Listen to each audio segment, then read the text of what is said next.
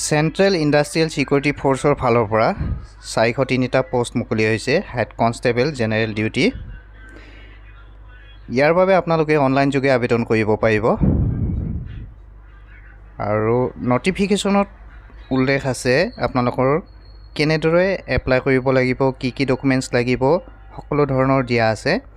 Application will be accepted through online mode only. ইয়াতে আপোনালোকে online যোগে আবেদন কৰিব পাৰিব অনলি।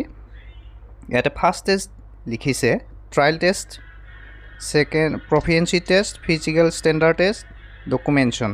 ছেকেণ্ড ষ্টেজত আপোনালোকৰ মেডিকেল এক্সামিনেশ্যন হ'ব আৰু ইয়াতে ভেৰিফিকেশ্যন কৰা হ'ব। ভেৰিফিকেশ্যন হোৱাৰ ফলত তাৰপিছত আপোনালোকৰ ৰিজাল্টটো দেখা পাব। Final result will be declared on the basis of marks secured by the candidate during the course of proficiency test and the marks assured to the candidate having meritorious certificate.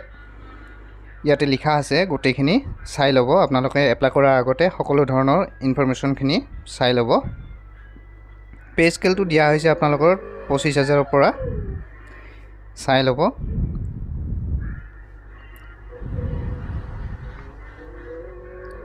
ইয়াতে man vacancy, women vacancy, ইয়াতে আপোনালোকৰ over weight KG এইবিলাক দিয়া হৈছে, গোটেইখিনি চাই ল'ব। ইয়াতে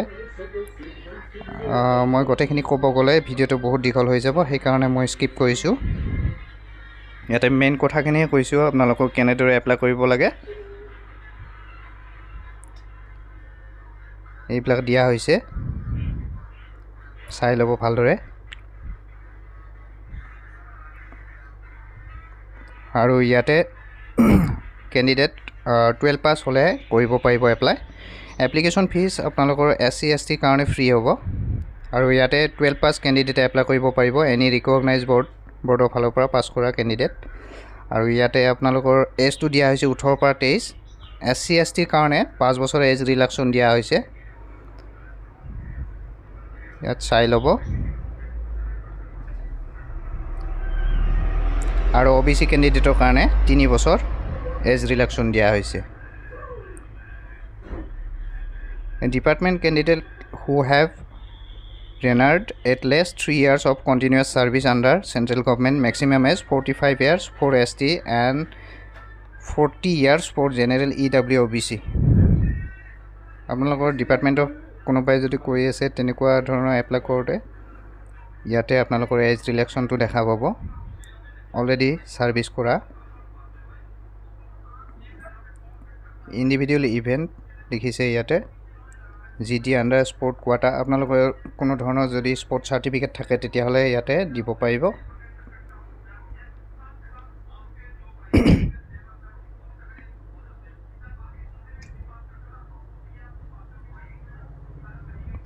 ওঠৰ 5/2025 পৰা আপোনালোকৰ এপ্লাই ষ্টাৰ্টিং হৈছে। ইয়াতে ফিজিকেল ষ্টেণ্ডাৰ্ড টেষ্টটো দেখাইছে। মেল কেণ্ডিডেটৰ কাৰণে হাইট কিমান লাগিব, ফিমেল কেণ্ডিডেটৰ কাৰণে হাইট কিমান লাগিব, চেষ্ট কিমান লাগিব, সেইখিনি গোটেইখিনি দিয়া হৈছে, চাই ল'ব ভালদৰে এপ্লাই কৰাৰ আগতে।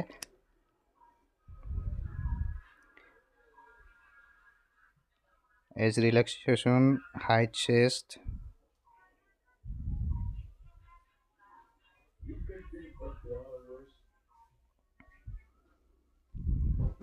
আৰু ইয়াত উল্লেখ কৰিছে টেটুৰ বিষয়ে উল্লেখ কৰিছে। ইয়াতে কোনো ধৰণৰ টেটু থাকিব নালাগিব।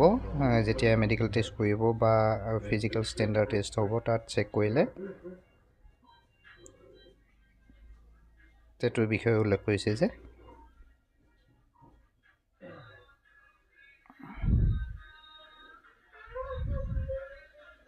হাউ টু এপ্লাই, ইয়াতে চাব পাৰিব কেনেদৰে এপ্লাই কৰিব পাৰি।